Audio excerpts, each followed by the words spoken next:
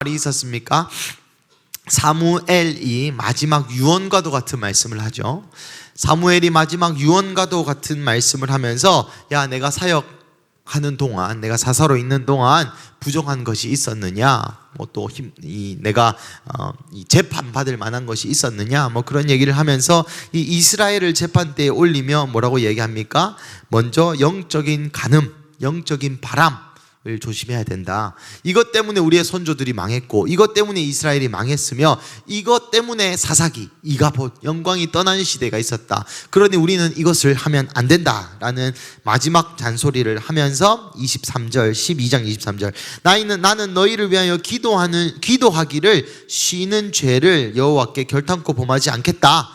그리고 너희에게 선하고 의로운 길을 계속해서 가르칠 것이다. 그러니까 여호와 하나님만을 섬겨라 라고 얘기하며 다시 한번 그 구약의 언약의 제1계명, 내 하나님 여호와를 마음과 혼과 영혼을 다하여 사랑하라는 것을 기억나게 하면서 이 이스라엘의 역사를 쭉 훑으면서 간음 때문에, 영적인 바람 때문에 이스라엘이 멸망했고, 앞으로 나도 이제 내가 은퇴하지만은 내가 은퇴했다고 아무것도 안 하고 손 놓고 쉬는 것이 아니라 너희에게 영적인 아비로서 지속적으로 하나님 사랑하는 길이 무엇이 간음인지 간음이 아닌지 계속적으로 중보하고 가르치겠다라고 사무엘이 이야기합니다. 그러고 나서 13장에 보면 이제 사울이 블레셋과 전쟁하는 장면이 나오죠. 이게 한 달 정도 해서, 한 달 전에 정도 해서 기억이 잘 안 나실 텐데 어떤 일이 있었습니까? 사울이 이 전쟁을 일으켰습니다. 전쟁을 하려고 블레셋과 준비를 했는데 3,000명 정도 모였어요. 군인이 3,000명 정도 모여서 블레셋과 전쟁을 하려고 보니까 13장 5절에 보시면 블레셋 사람들은 병거가 3만이요 마병이 6천이라. 이 지도 한번 띄워주시겠습니까? 지도, 첫 번째 큰 지도. 오늘 이거 김종근 장로님이 저에게 사주셨습니다. 제가 이 손가락으로 하는 게 좀 거시기 하다고. 예, 이제 저도 처음 써보는데, 예, 예, 좀 어색하죠. 대충 빨리 하고 넘어가겠습니다. 또 주셨는데 안 쓰면 안 되니까. 예, 여기 기브아에 여러분 이 사울이 있다가 여기 길갈에 사람들을 다시 한번 쫙 모았습니다. 한 3,000명을. 그래가지고 블레셋 사람들이 여기 길갈에 사람들이 모인 거를 알고 여기 믹마스에, 그죠? 믹마스에 한 3천, 오늘 본문 13장 5절에 보시면 여기 믹마스 동편에, 요초편이죠. 요초편에 진을 쳤는데 마병이 3만이요, 병거가 3만이요 마병이 6,000명이다 라고 36,000명 플러스 백성이 모래알 같이 많았다 라고 이야기하고 있죠. 그래서 여기 보시면 이제 여기 길갈에서 이제 군대를 모아가지고 다시 기브아로 와가지고 여기서 진을 치고, 여기에는 블레셋 사람들이 있고 여기에는 이스라엘 사람들이 있다 라고 생각하시면 되겠습니다.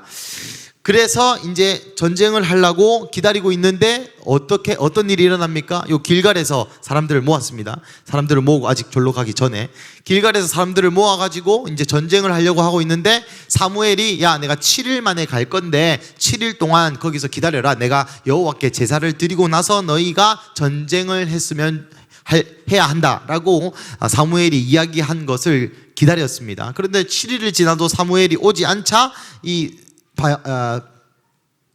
사울이 뭘 했습니까? 자기가 제사를 드렸죠. 그죠? 그러면서 변명을 합니다.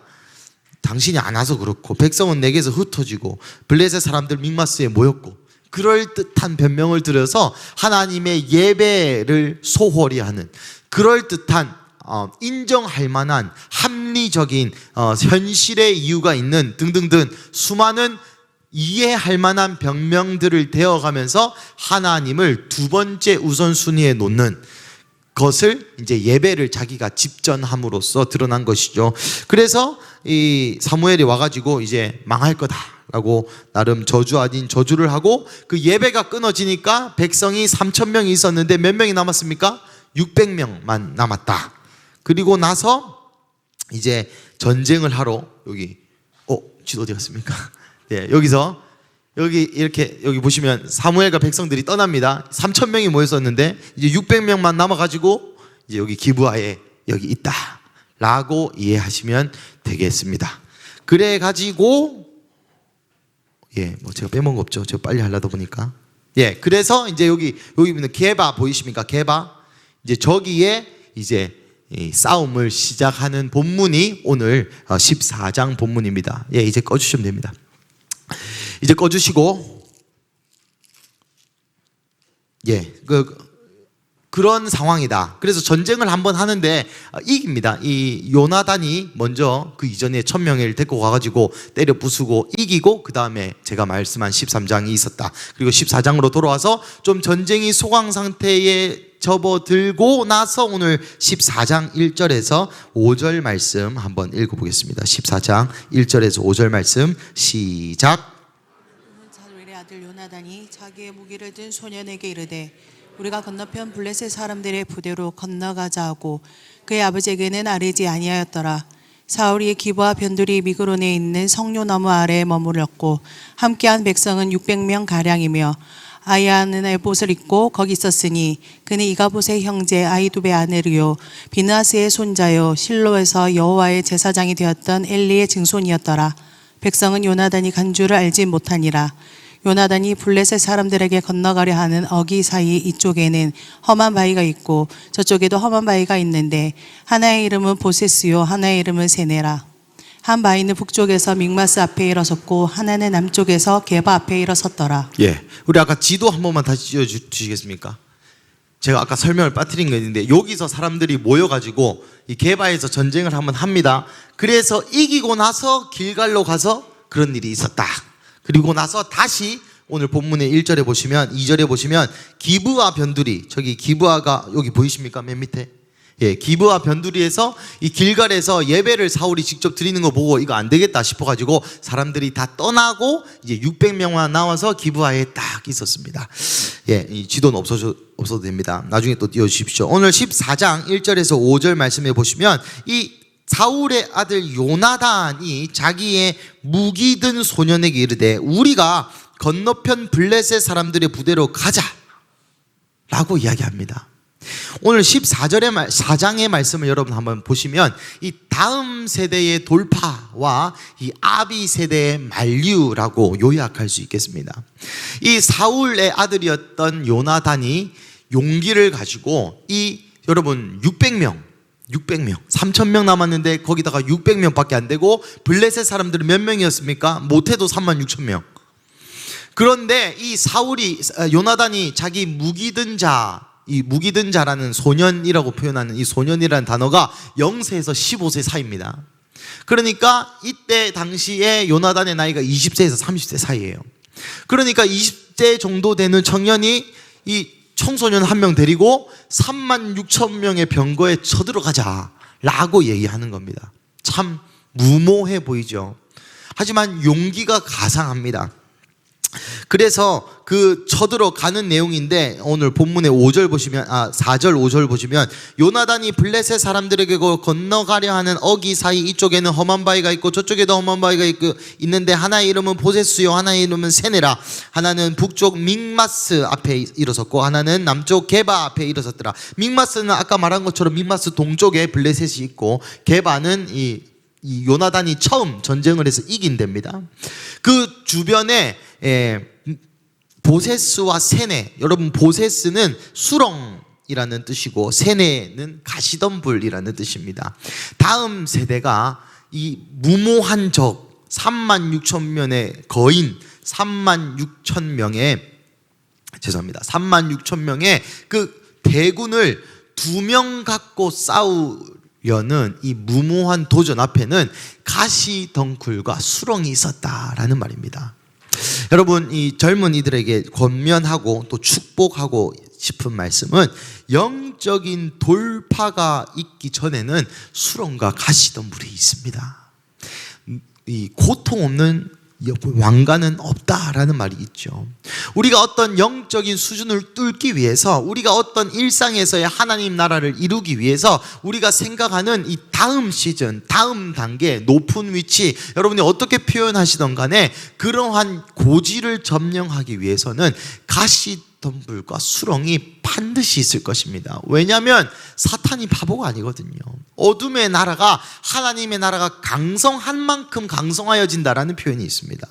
하나님이 어둠의 나라를 강성하게 해주는 것이 아니라 빛이 강한 만큼 어둠도 강하다고 성경에서 여러 부분 이야기하고 있는 것처럼 이 고통 없는 돌파, 이 수렁 없는 돌파, 이 노력 없는 돌파는 없다는 것이죠. 요즘 많은 젊은이들이 이 참 옛날보다 더 공짜를 좋아합니다.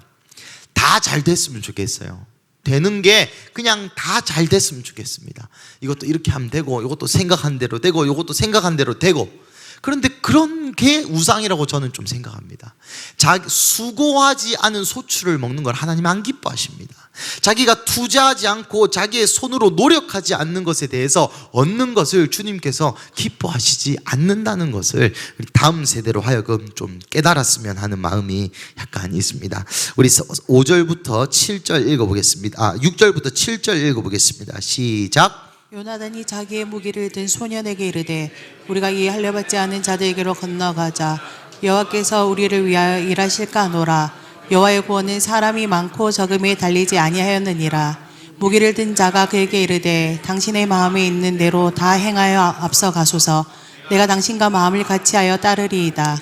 아멘. 아멘. 예, 여러분 요나단이 이렇게 얘기하죠. 여기서 다음 세대의 특징이 나옵니다. 우리 6절에 보시면 할례받지 않은 자들에게로 건너가자. 여러분 요나단에게는 13장에 1000명의 군대를 데리고 게바에서 승리한 경험이 있습니다. 한번 영적인 거를 뚫어보니까 할 수 있겠다는 자신감, 뭔가 수비적인 신앙이 아니라 뭔가 이렇게 내 인생을 지키고자 하는 신앙이 아니라 이 할례받지 않은 저 언약 백성이 아닌 민족, 우리의 백성을 그렇게도 괴롭히는 이 블레셋 사람에게 건너가자. 우리 둘만이라 할지라도 그 무모한 것을 도전하는 그 능력이, 그 힘이 이 다음 세대 가운데 있다는 것이죠. 이 어르신들에게 그런 게 없다는 것이 아니라 이것은 영적인 상태를 뜻합니다.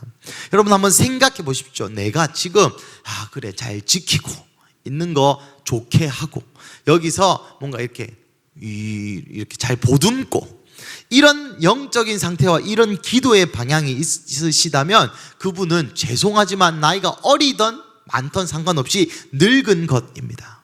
하지만 성경에서 젊다라고 표현하고 있는 것은 바로 요나단같이 또 갈렙같이 또 여호수아같이 나이가 많고 적음에 상관없이 이 산지를, 여러분 갈렙이 이 산지를 내게 주소서 했을 때 80살, 여호수아가 모세가 죽고 정권을 잡았을 때가 몇 살? 93살. 그것보다 늙으신 분.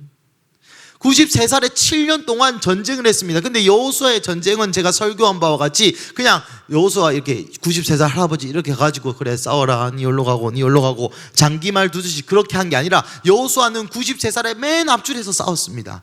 그리고 그 여호수아 때 하렘이라고 하는 그 언약의 땅의 전복 전쟁은 그냥 쉬운 전쟁이 아니고 하루 만에 80km, 하루 만에 여기서 대구까지 뛰어가야 되는, 12시간 만에 80km를 주파해야 되는. 요즘 러닝 많이 하십니까? 요즘 젊은이들 러닝 많이 한다는데 제가 이 특전사 모체부대에 있을 때 10km를 뛰면은 50분 플러스 마이너스 10km를 진짜 막 이렇게 뛰어야 50분에 들어갈랑 말랑. 그런데 6시간 만에, 아니 8시간 만에 하나님이 야 80km를 가라고 93살 여호수아에게 말하는 것입니다.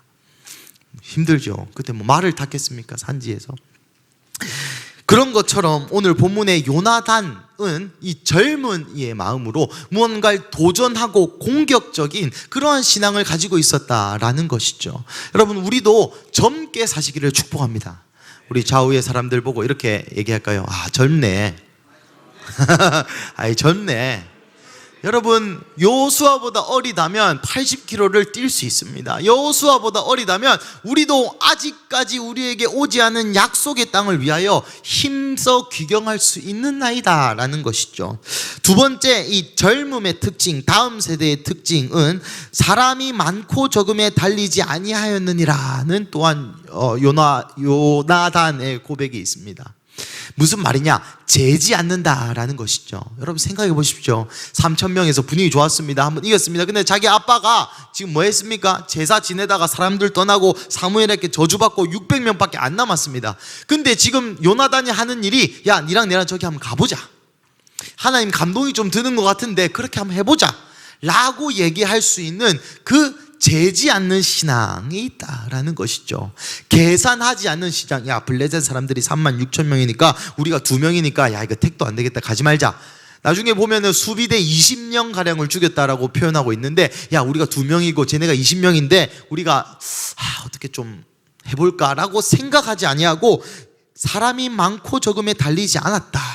그럼 누구에게 달렸겠습니까? 여호와의 구원은 여호와께 달렸다라는 그 믿음으로 무모한 것에 도전할 뿐만 아니라 그 도전하는데 재지 않는 것이 젊은 사람, 다음 세대 젊은이들의 특징이라는 것입니다. 다시 말씀드리지만 이것은 나이에 관한 이야기가 아닙니다. 영적인 이 우리의 속 사람에 대한 이야기인 것이죠. 여러분, 정말 죄송하지만 제가 35인데 재는 게 너무 많아요.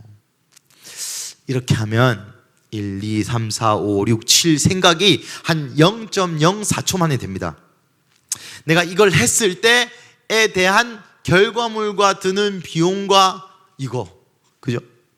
부끄러운 얘기지만 이 청년교회가 또 다음에 이 예산을 심의하고 또 저희 성지순례를 가고 할 때 저의 처음에 딱 드는 생각이 비행기 값이 언제 제일 싸더라. 비행기 값이 언제 제일 싸더라. 그런 거. 그렇게 맨날 그 스카이스캐너 찾아보고 있고 회개합니다. 여튼 이 재지 않는 신앙. 여러분, 나이가 들면 들수록 지킬 게 더 많아지는 이것이 우리를 늙게 하는 이유입니다. 우리가 나이가 먹어서 늙는 것이 아니라 우리가 지킬 게 많아지는 그 영적인 상태가 우리를 늙게 한다라는 것이죠. 여러분, 재지 않고 공격적인 신앙 가지시기를 주님의 이름으로 축복합니다.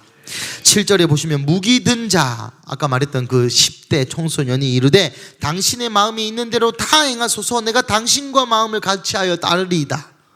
여러분, 이래서 친구가 너무 중요한 것입니다. 누구와 대화하느냐가 너무나 중요한 것입니다. 우리 청소년들, 저도 옛날에 청소년을 했지만 청소년들에게 야, 수련회 가자, 어디 가자 했을 때 가장 많이 듣는 대답이 예 가면 갈게요예요. 야, 오늘 영화 보러 갈래? 시우 가면 갈게요. 야, 수련회 가자. 그럼 누구 가면 갈게요. 얘 가면 갈게요. 그거 짠 것도 아니고 얘는 얘 가면 간다고 하고 얘는 얘 가면 간다고 하고. 그래서 제가 중간에 야, 얘 간단다. 얘 간단다. 얘 간단다. 이래가지고 둘 다 가는 걸로 막 그렇게 거짓말 아닌 거짓말을 많이 했습니다. 이게 뭐가 중요하냐? 그래서 우리가 누구와 대화하고 우리의 기와 우리의 말을 누구에게 전달하느냐가 너무나 중요하다는 것입니다. 예를 들어서 이 무기 든 자가 마음이 늙어가지고 10대이지만 마음이 늙어가지고 요나단이시여, 왕자님이시여, 좀 정신이 있습니까? 없습니까? 지금 분위기 안 보입니까? 지금 사무엘에게 아버지 저주 당했고 지금 완전 지금 분위기가 죽창인데 지금 나가서 어떻게 하겠단 말입니까? 당신 나가가지고 당신 왕자인데 잡혀가지고 저 블레셋에 포로라도 당하면 이 전쟁 다 말아먹는데 정신이 있는 겁니다? 없는 겁니까? 라고 저는 얘기할 것 같습니다. 하지만 이 요나단에게 주신 그 하나님의 음성을 현실화시킬 수 있는 그 옆에서 돕는 철을 날카롭게 하듯이 그 옆에서 하나님의 나라를 함께 추구하고 옆에서 하나님의 나라를 함께 걸어줄 가족이 우리에게 너무나 필요하다는 것이죠. 그럴 때에 우리가 하나님이 주신 우리에게 주신 이 감동을 이루어낼 수 있습니다. 그것이 젊은이들의 특징입니다. 공격적인 신앙, 그리고 재지 않는 믿음, 그리고 좋은 가족, 좋은 친구. 젊게 사시기를 주님의 이름으로 축복합니다. 우리 8절부터 10절 읽어보겠습니다. 시작. 요나단이 이르되 보라, 우리가 그 사람들에게로 건너가서 그들에게 보이리니 그들이 만일 우리에게 이르기를 우리가 너에게로 가기를 기다리라 하면 우리는 우리가 있는 곳에 가만히 서서 그들에게로 올라가지 말 것이요, 그들이 만일 말하기를 우리에게로 올라오라 하면 우리가 올라갈 것은 여호와께서 그들을 우리 손에 넘기셨음이니 이것이 우리에게 표징이 되리라 하고. 예, 아멘. 여러분, 이 다음 세대들 이 마음에 무모한 하나님의 감동을 받아요. 그래서 공격적인 신앙과 재지 않는 믿음과 좋은 친구들로 이것을 이루어내려고 합니다. 그런데 거기서 가장 중요한 것이 무엇이냐면 하나님의 말씀이 있냐 없냐라는 것입니다. 제가 청년교회에서 이렇게 뭐 상담을 하고 이야기를 하고 셀 모임을 하면 가장 많이 써먹는 대목이 바로 이거예요. 그래서 하나님의 말씀이 있냐? 그래서 하나님이 네한테 뭐라고 말씀하시냐? 그래서 네가 이 선택도 있고 선택 A, B, C, D, E, F, G, Z까지 있고 네가 이것도 해도 되고 저것도 해도 되고 그것도 해도 되고 네가 결혼해도 되고 안 해도 되고 수많은 선택지가 있지만 그래서 하나님 말씀이 너희한테 있냐라는 것입니다. 여러분, 말씀이 없는 수많은 감동은 우리를 방자히 행하게 만듭니다. 말씀이 없는 우리의 수많은 선택은 하나님과 관련이 없는 것입니다. 요나단은 그걸 알았던 것 같습니다. 그래서 요나단이 하나님께 이렇게 얘기하죠. 만약에 우리가 가서 그 블레셋 사람들이 우리를 깔보고 야 와봐라 누구 2명밖에 안 되는데 야 온나 이렇게 얘기하면 하나님이 우리에게 말씀하신 줄로 알고 가고, 만약에 우리가 기어갔는데 이 골짜기와 수풀과 가시덤불과 수렁을 넘어서 갔는데 그 사람들이 딱 경계하고 우리를 죽이려고 하고 있으면 하나님 우리에게 넘기신 게 아닌 건 줄 알자. 여러분, 이게 언뜻 보기에는 요나단이 하나님께 딜하는 것처럼 보이지 않습니까? 하나님, 내가 나가가지고 하나님 오늘 나가서 내가 빨간 티 입은 옷 사람 3명 만나면 오케이인 줄 알고, 파란 티 입은 파란 티 옷을 입은 사람 3명 만나면 노인 줄 알겠습니다. 뭐 이렇게 딜 보는 것 같지만 그것이 아닙니다. 여러분, 요나단이 제 추측으로는 이 기드온의 이야기를 알았던 것 같아요. 그래서 이 하나님 말씀이 없이는 내가 마음도 받았고 마음도 불타고 저 블레셋 죽일 마음, 여러분 1절부터 읽어보시지 않습니까? 요나단이 하고 싶어가지고 자기 무기 든 자도 꼬셔가지고 지금 가는 그림이잖아요. 너무나 하고 싶고 너무나 가고 싶고 이게 하나님 감동인 것 같은 느낌이 있음에도 불구하고 하나님 말씀이 없으면 스탑하고 하나님 말씀이 있으면 가겠다는 그런 순수한 마음, 그 마음의 의도가 내가 하나님의 말씀을 이루고 싶기 때문에 이렇게 주님께 기도한 것입니다. 많은 사람들이 이런 기도합니다. 하나님, A냐 B냐 선택지에 있어서 하나님 나 잘 모르겠습니다. 그런데 나한테 요렇게 해주시면 내가 오케이인 줄 알겠습니다 라는 기도를 대부분 할 때 우리 마음에 숨은 의도가 있어요. 여러분 없으신지 몰라도 저는 있었습니다. 제가 하고 싶은 방향으로 살짝 기대가지고 조금 더 가능성이 있는 거를 뭐 예를 들면 추운 겨울에 반팔티 입은 사람 보이면 아닌 줄로 알고 반팔티 입은 사람 없으면 맞는 줄 알겠습니다. 뭐 그런 식으로 하나님 나한테 뭐 집 사는 것도 마찬가지입니다. 3억짜리 집을 사는데 하나님 나한테 2억 9,900만 원을 주시면 있는 줄 알고 뭐 그런 유의 하나님과 딜하는, 거래하는, 하나님의 말씀 앞에 하나님 요거 빨리 선택해 주세요, 그런 마음의 태도가 아니라 하나님 말씀이 있으면 내가 하고 싶은 것도 멈추고 하나님 말씀이 있으면 하기 싫은 것도 하고, 하나님 말씀이 없으면 내가 너무 하고 싶고 내 생각엔 이게 하나님의 감동이라고 느낌이 와더라도 내가 안 하겠습니다라는 그 마음으로 요나단이 이런 이야기를 한 것이죠. 이것이 젊은 사람입니다.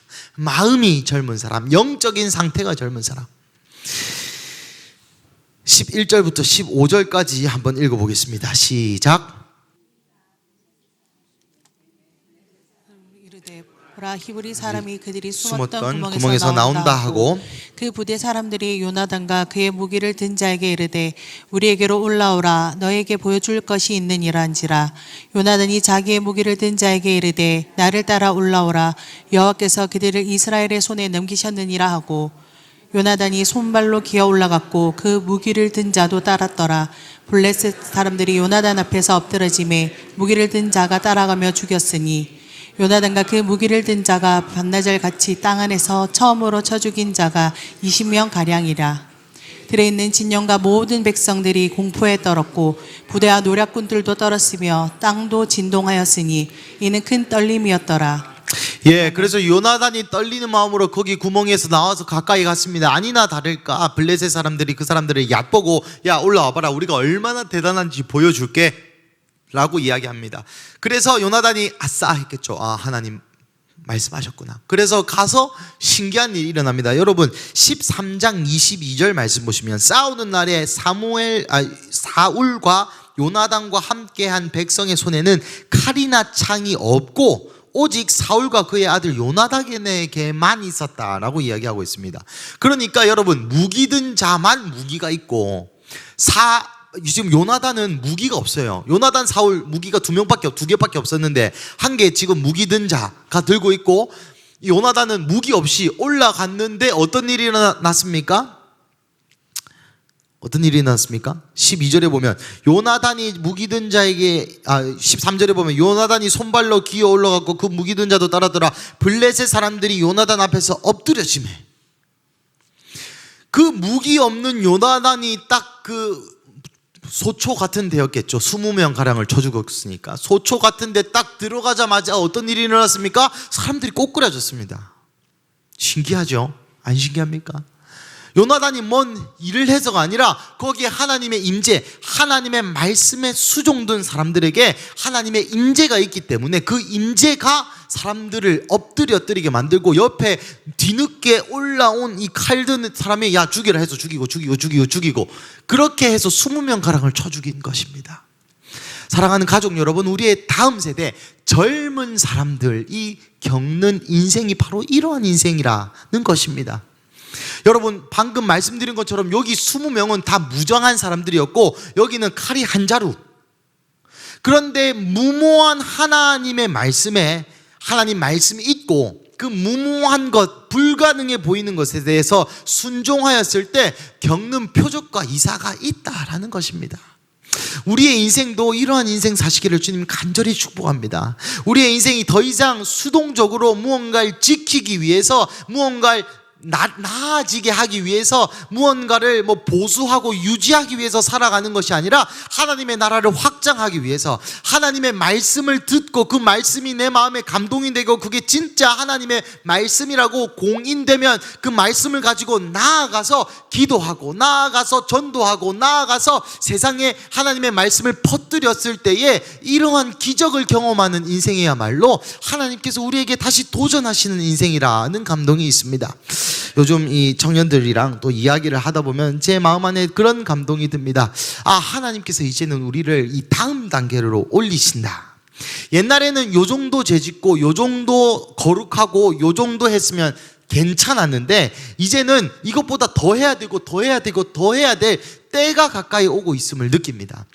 모든 가정들 가운데에 그러한 일들이 실제로 일어나고 있는 것 같아요. 옛날에는 요 정도 하면은 괜찮았는데 이제는 더 이상 그 그릇이 무한한 하나님의 나라를 더 담아내지 못하는 것입니다.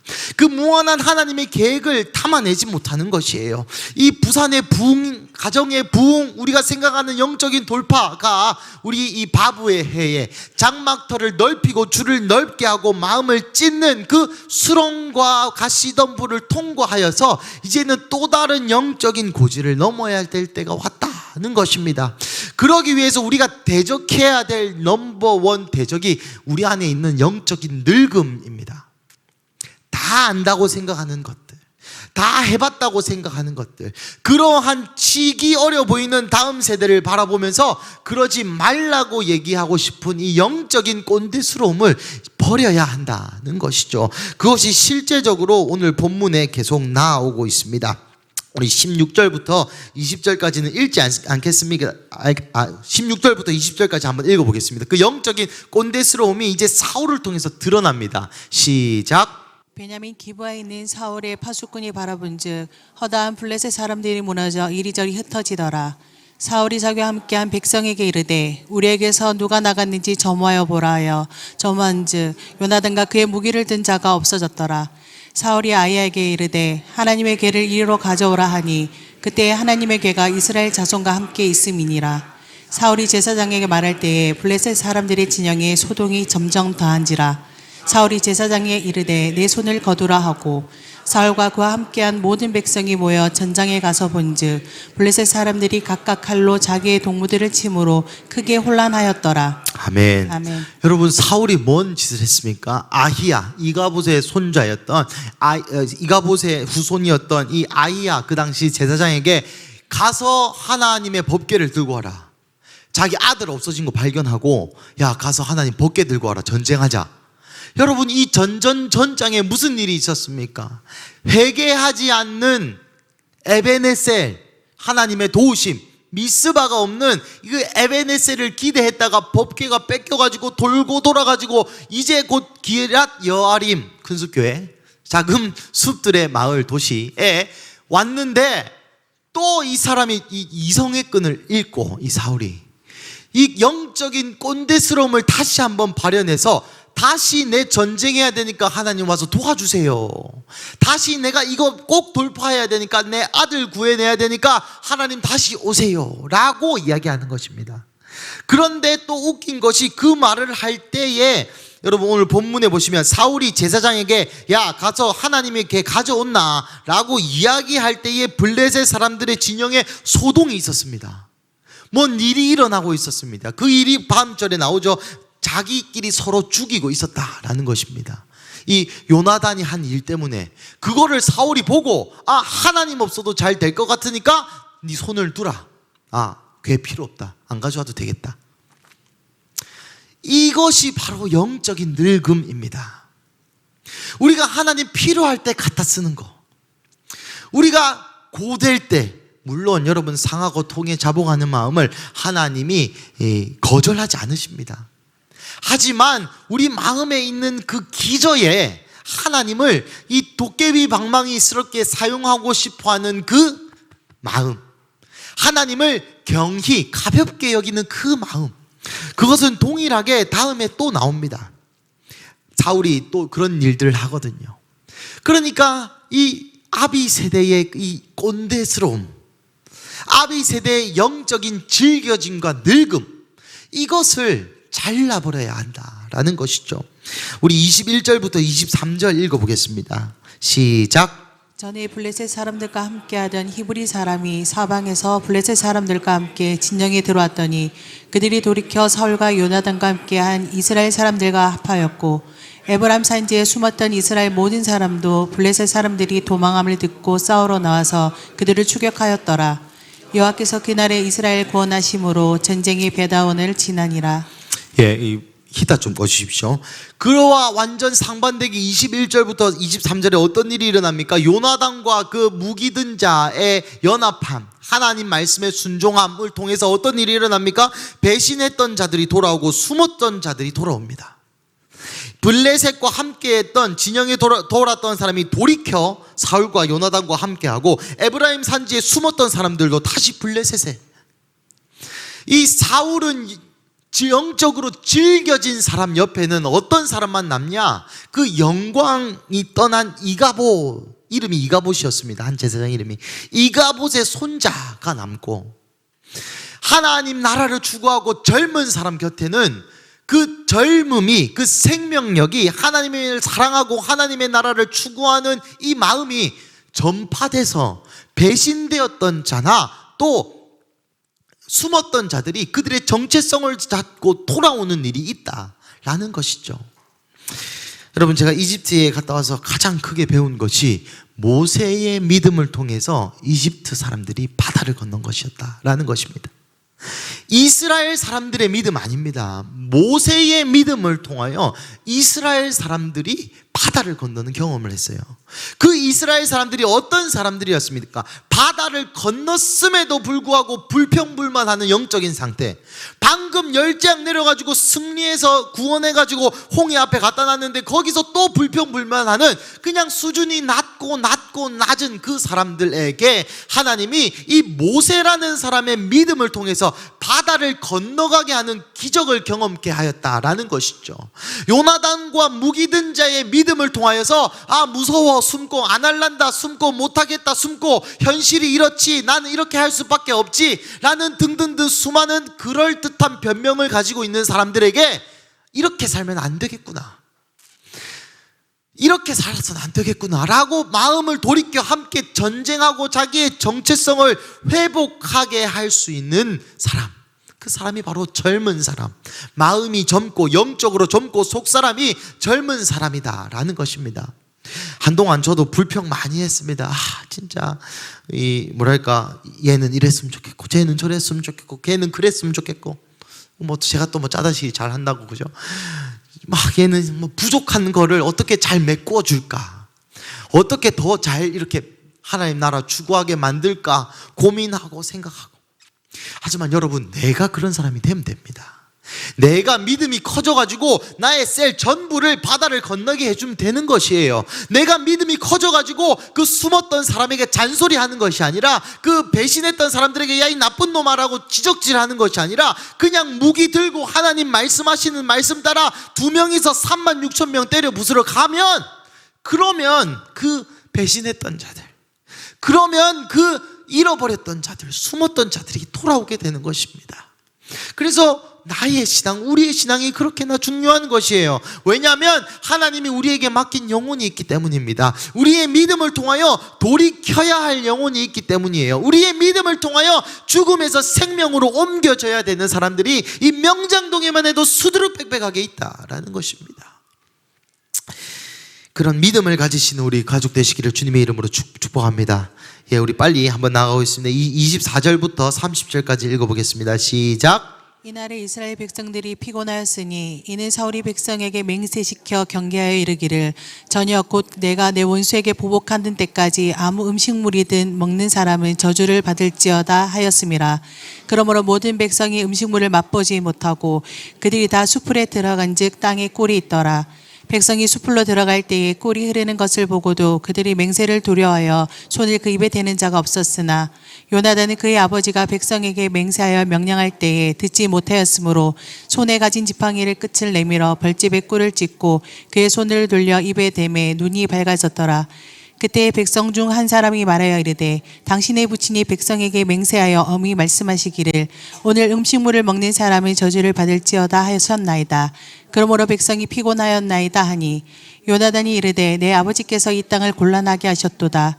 보라, 내가 이 꿀을 조금을 맛보고는 내 눈이 밝아졌거늘 하물며 백성이 오늘 그 대적에게서 탈취하여 얻은 것을 임으로 먹었더라면 블레셋 사람을 살육함이 더욱 많지 아니하였겠느냐. 아멘. 여러분, 여기서 이 꼰대, 영적으로 늙은 사람의 또 특징이 나옵니다. 이 내용을 짧게 이해하셨겠지만 말씀드리면, 사울이 야 이거 다 블레셋 쓸어버릴 때까지 아무것도 먹지 마, 그거를 못 들은 요나단이 가다가 꿀을 한번 찍어 먹었습니다. 그러지 눈이 번쩍 뜨였습니다. 여러분, 전쟁하면 얼마나 힘들겠습니까? UFC 이렇게 격투기 보면 3분 싸웁니다. 근데 하루 종일 싸웠다 나와 있거든요. 그러니까 너무 지친 사람에게 꿀 찍어 먹었는데, 야 너희 아빠가 먹지 말랬어, 너 큰일 난다. 그러니까 요나단이 이거 밥 먹게 하지, 아버지는 왜 그런 결정을 하셨을까? 내가 꿀만 조금 먹어도 이렇게 기력이 다시 돌아왔는데 이 밥을 먹었으면 훨씬 더 잘 죽일 수 있을 것이 아니냐라는 짧은 대목이지만 이 안에는 영적인 또 비밀이 숨어 있습니다. 그것은 바로 이 영적으로 늙은 사람들은 하나님 나라를 달려가는 사람에게 워워시켜요. 워워시킵니다. 더 달려가라, 더 열심히 가라, 더 멀리 가라. 하나님이 블레셋을 너의 손에 붙이셨으니 오늘이 너의 날이다. 가서 마음껏 하나님 나라 추구해라 라고 밀어주지 않고, 나도 다 해봤다, 나도 니처럼 뜨거울 때 있었다, 나도 내 위에 여호와의 영이 임해가지고 내가 아말렉 죽이고 암몬도 죽이고 다 죽이고 나도 해봤다, 내가 왕이다. 그리고 지금 그러니까 지혜로운 나의 말을 듣거라 라고 이야기하는 것입니다. 여러분, 오해하지 마십시오. 우리 다음 세대 여러분, 엄마 아빠 말 듣지 마라 이런 말 아닙니다. 잠언서에 보면 계속 들으라 나와 있어요. 그런데 이 부모된 자로서, 늙은 자로서 우리의 마음의 태도가 이 다음 세대를 바라보면서 우리가 알지 않습니까? 그렇게까지 안 했으면 좋겠는 거, 하나님 감동, 하나님 말씀, 하나님 이것 말고 그냥 그렇게까지 안 했으면 좋겠는 거, 하나님 말씀 전혀 상관없이 그냥 그거 조금 그렇다라는 그 감정에서 시작한 충고와 이야기들. 아이들이 하나님의 나라로 달려가고 싶어 하는데 뒤에서 딱 밧줄을 잡고 안전함이라는 핑계 아래 가두고 싶은 마음이 저한테도 있습니다. 24절을 보시면 내가 내 원수에게 보복할 때에 라는 표현으로 이 전쟁의 주체가 나임을 여실히도 사울은 드러내고 있고, 그와 반대로 우리가 읽은 것처럼 요나단은 여호와의 구원은 사람의 수에 많음에 있지 않다라고 이 전쟁의 주인이 여호와인 것을 인식하고 있는 이 젊음과 늙음의 차이를 여실히 보고 있습니다. 사랑하는 가족 여러분, 이 사울의 내가 쥐고 싶은 마음, 내가 주인공 하고 싶은 마음, 나의 늙음, 나의 꼰대 이거 드러내면 쪽팔리니까 이거를 꾹꾹 숨겨두고 이 안전하지 않은 정체성에서 나오는 그 수많은 꼰대 짓들, 그런 거 제가 전문이거든요. 너무너무 많이 반성됐습니다. 이 영적인 늙음, 하나님의 나라를 위해 극단적으로 달려가는 사람들을 보면서 마음에 찔림을 얻는 것이 아니라 오히려 비난과 판단과 비판을 하는 마음, 하나님의 나라를 적극적으로 참여하는 우리 다음 세대를 보면서 불안한 마음, 그들을 위해 보호해 주고 싶고 그들이 더 극단적으로 살 수 있게 환경을 조성해 주고 싶고, 마치 모세처럼 바울처럼 내가 구원에 떨어져 나가더라도 너희는 하나님 나라로 달려라고 말해주지도 못할 망정 그거 아니다. 감사하게 우리 군수교회 우리 어머니 아버지들은 한 분도 그런 분이 없는 줄로 믿습니다. 예, 그리고 실제로 또 저희와 같은 이 지금 30, 40대의 세대들이 우리 어머니 아버지들의 전폭적인 지지로 이까지 오게 됐음을 다시 한번 감사드립니다. 우리 31절부터 35절 한번 읽어보겠습니다. 시작. 그날의 백성이 믹마스에서부터 아얄론에 이르기까지 블레셋 사람들을 쳤으므로 그들이 심히 피곤한지라. 백성이 이에 탈취한 물건에 달려가서 양과 소와 송아지들을 끌어다가 그것을 땅에서 잡아 핏째 먹었더니 우리가 사울에게 전하여 이르되 보소서 백성이 고기를 핏째 먹어 여호와께 범죄하였나이다. 사울이 이르되 너희가 믿음 없이 행하였도다. 이제 큰 돌을 내게로 굴려오라 하고, 사울이 이르되 너희는 백성 중에 흩어져 다니며 그들에게 이르기를 사람은 각기 소와 양을 이리로 끌어다가 여기서 잡아 먹되 핏째로 먹어 여호와께 범죄하지 말라 하매 그 밤에 모든 백성이 각각 자기의 소를 끌어다가 거기서 잡으니라. 사울이 여호와를 위하여 제단을 쌓았으니 이는 그가 여호와를 위하여 처음 쌓은 제단이었더라. 아멘. 여러분, 사울이 여호와께 처음 제단을 쌓았는데 그 이유가 뭡니까? 혼날까 봐입니다. 혼날까 봐, 잘못될까 봐, 전쟁 수틀릴까 봐, 하나님 앞에 죄지어서 전쟁 어떻게 될까 봐 제단을 세웠습니다. 무슨 말입니까? 똑같이 하나님을 도깨비 방망이로 이용하는 것이에요. 용서나 필요할 때 하나님을 찾는 거, 하나님 눈치 보는 인생, 하나님 눈치 보는 예배. 그래서 정말 많이 찔렸습니다. 왜냐하면 저도 이 두 가지 방면으로 하나님을 대하는 제 마음의 태도가 이렇지 않다라고 당당하게 말씀 못 드릴 것 같고, 실제로 또 우리가 하는 이 예배도 무언가 이 예배를 어떻게 대우하는지 다음 세대에게 저의 예배를 통해서 잘 드러내지 못한 것 같아요. 작은 예시지만 뭐 이 예배 때 갑자기 카톡이 오면 그 카톡 대답해 주는 것부터 시작해가지고, 물론 저희는 뭐 카톡으로 일도 합니다만은 솔직히 얘기하면 딴짓 할 때도 있습니다. 그리고 또 예배 때 무언가 이 예배에 집중하지 못하는 나의 자식들이 나를 봤을 때, 야, 우리 아빠는 진짜 예배 열심히 한다, 예배에 목숨을 걸었다 라고 윤이랑 다이가 못 느낄 것 같아요. 이 예배를 어떻게 대우하는지가 또 우리의 젊고 늙음의 판단 척도입니다. 젊은 사람들은 예배를 우리 담임 목사님 말씀하신 것처럼 목숨과 같이 여겨요. 소중히 여깁니다. 소중히 여깁니다. 소중히 여겨요. 여러분, 우리에게 예배가 소중하십니까? 얼마나 소중하십니까? 소중하다면 그 소중한 만큼 우리의 자녀가 예배를 소중히 여기게 될 겁니다. 우리가 얼마나 예배를 소중히 여기든지 보고 자란 세대가 우리만큼 예배를 소중히 여길 것입니다. 뒤에 쭉쭉이 있는데 더 하지 않겠습니다. 시간이 많이 간다. 36절부터 이 46절까지 제가 좀 요약을 해드리면, 그래서 사울이 이제 다시 또 사람들을 모아서 전쟁을 하고자 합니다. 전쟁을 하고자 하는데 하나님 음성이 없어요. 하나님 음성이 없으니까 두림과 움밈, 이 바둑돌 두 개, 흰 색깔, 검은 색깔이 있습니다. 그래가지고 이 사울과 요나단은 이쪽 편에 서고 나머지 이스라엘 사람들은 이쪽 편에 서가지고 이렇게 얘기해요. 하나님, 내가 두림과 움밈 흰 색깔 뽑으면은 흰 색깔을 뽑으면은 나랑 요나단에게 죄가 있는 거고, 검은 색깔을 뽑으면은 여기 이스라엘 백성에게 죄가 있는 겁니다. 이렇게 해가지고 뚝뚝뚝 해가지고 뽑았습니다. 근데 무슨 색이 나왔을까요? 흰색이 나왔습니다. 그러니까 사울이 나랑 얘 중에 한 명이잖아요. 그래서 사울이 요나단에게 얘기합니다. 네 뭐 잘못했어? 이 세투아진트라고 부르는 70인역에는 이렇게 되어 있습니다. 만약 이 죄가 나나 나의 아들 요나단에게 있거든 우림을 주시고 이스라엘 백성에게는 둠밈을 주옵소서라고 얘기해요. 근데 흰 색깔을 뽑아서 나나 요나단에게 있는데 사울이 뭐라고 얘기하냐면 니 저 뭐 잘못했어. 그 요나단이 얘기합니다. 저 꿀 먹었는데요, 내가 먹지 말라 했잖아. 그것 때문에 너는 저주받고 하나님 너 망하게 하고 저주를 세려 붓습니다. 여러분, 이것을 읽는 저의 입장은 이 죄악이 저는 사울에게 있다고 보거든요.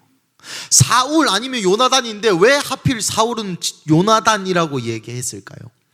마지막으로 늙은 사람의 특징이 남 탓하는 사람입니다. 얘 때문에 안 됐어, 이것 때문에 안 됐어, 그것 때문에 안 됐어, 그것 때문에 안 됐어, 저것 때문에 안 됐어. 안 될 수 있는 이유를 한 500만 가지 찾아서 내가 할 수 없었던 것에 자기 위로를 합니다. 안 되는 것 이유를 5억만 가지를 찾아서 모두가 다 패배자로 살도록 만드는 그러한 늙은 사람, 그것이 바로 사울의 모습이었습니다. 말씀을 마무리하겠습니다. 우리 예배팀 올라오시고. 사랑하는 가족 여러분, 이 길다면 길고 짧다면 짧은 14장의 말씀에는 요나단과 사울을 비교하면서 하나님이 영적으로 늙은 사람과 영적으로 젊은 사람에 대해서 말씀해 주십니다. 영적으로 젊은 사람은 재지 않는 신앙, 무모한 것에 도전하고 공격적인 신앙, 주변에 선한 친구들, 좋은 친구들 함께 다른 사교 모임을 위해 친구들이 많은 사람이 아니라 한 명이었지만 하나님의 나라를 함께 이뤄갈 그 가족이 있는 사람들이 젊은 사람, 하나님 앞에 젊은 사람이었고, 그 늙은 사람은 남 탓하고 자기에게 원인을 찾지 않고 내가 쥐고 있는 모든 것을 놓고 싶지 않아 하며 자기가 주인 되고 싶고 하나님을 도깨비 방망이 사용하듯 내 필요할 때만 사용하고자 하는 사람이라고 말씀드렸습니다. 사랑하는 가족 여러분, 제가 사무엘상을 다음 세대와 유업에 맞추어 설교하고 계신 것을 여러분 다 아실 것입니다. 이 말씀을 읽으시면서 어떤 마음이 드십니까? 결국 우리가 먼저 된 자로, 아비 된 자로 우리의 다음 세대에 어떠한 신앙을 물려줄 것인가가 우리를 통해 결정된다라는 것입니다. 우리가 젊게 하나님 앞에서 젊은이로 하나님 앞에서 늙어 빠지지 않는 이 모습을 간직하고 지키고 더 사명으로 달려나갈 때에 그 사명의 모습을 보고 우리의 다음 세대들이 따라온다라는 것입니다. 백범 김구 선생님이 이런 말씀을 했죠. 눈길을 함부로 걷지 말라고. 우리의 한 번의 이 예배가, 우리가 예배를 대하는 이 태도가, 우리가 세상과 하나님 앞에서 고민해서 하는 이 선택이, 우리의 이 한 번의 예배가, 우리의 영적인 돌파가 우리의 다음 세대를 바다를 갈라서 그것을 걸어가게 하는 기적을 경험하게 해줄 수 있는가 하면 우리의 수준대로, 우리의 예배를 소중히 여기는 마음 그대로, 우리가 돈과 하나님 앞에서 갈등하는 그 고민 그대로, 나의 원수, 나의 왕국, 나의 나라를 사모하는 그 마음 그대로 흘러갈 수도 있다라는 것입니다. 사랑하는 가족 여러분, 제가 저번 주에 이 다른 교회 수련회에 이 말씀을 전할 기회가 있어서 전하러 갔습니다. 그때 제가 어떻게 이야기하였냐면, 우리의 다음 세대가 좁은 길로 갈 수 있도록 밀어주십시오 라는 주제였습니다. 여러분, 우리의 다음 세대가 이 요나단과 같이 36,000대 2를 할 수 있는 믿음과 깡이 있도록 여러분 기도해 주시고 지지해 주십시오. 이 악한 세대의 마지막 시대에 두 증인과 같은, 계시록에 나오는 그 두 증인과 같은 사명을 감당하려면 이 정도 믿음과 깡 없어서는 못 살아남습니다. 그러기 위해서 우리가 해야 할 것이 무엇입니까? 야, 그래, 너희는 젊으니까 그렇게 살아라. 너희는 젊으니까 해보고 싶은 거 다 해보고, 너희가 나이가 어리고 너희가 엉덩이가 가볍고 너희가 몸이 가벼우니까 가서 하나님 나라 열심히 추구하라고 우리는 뒤에서 기도하고 있을게. 물론 그것도 너무 좋습니다만은, 그래서 우리가 해야 될 것은 우리가 젊어져야 된다는 것입니다. 우리가 요나단이 되어야 해요. 우리가 요나단이 되어서 우리의 자녀를 그 무기든 자와 같이 만들고 엄마 따라가자, 아빠 따라가자, 저 3,600명 죽이러 같이 가보자 라고 이야기할 수 있어야 됩니다.